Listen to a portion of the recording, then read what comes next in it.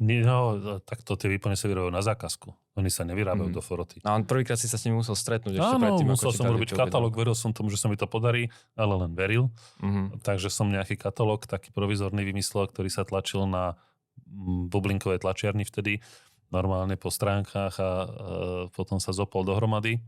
Postavil som nejaký cenník. S tým som prišiel za nimi, ukázal som im to. Niektorí akože ďakujem, nechceme, my to robíme inak. A niektorí, že ukáž, uvidím, keď niekto bude chcieť, tak mu to ponúknem. No a potom sa stalo, že niekto zavolal, že urobte mi takú a takú výplň. A mal si nejaký office, alebo? Nemal som žiadny office. Mal som telefón. Taký ten moderný, alebo taký ten káblový? Mali sme káblový, čo už... No, to tiež nebolo samozrejmosť, že by všetci mali káblový telefón, ale mali sme káblový telefón. Ale teda manželka mala prípojku zriadenú doma na káblový telefón a ten ti ale moc nepomôže, keď pracuješ sám. Väčšinu času tráviš v aute buď to k zákazníkovi od zákazníka, alebo k dodavateľovi od dodavateľa, alebo si nikde vo výrobe.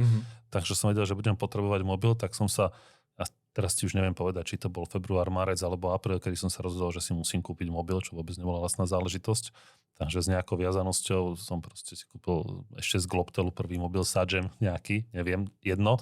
To nie, že aký, tedy boli dva druhy, takže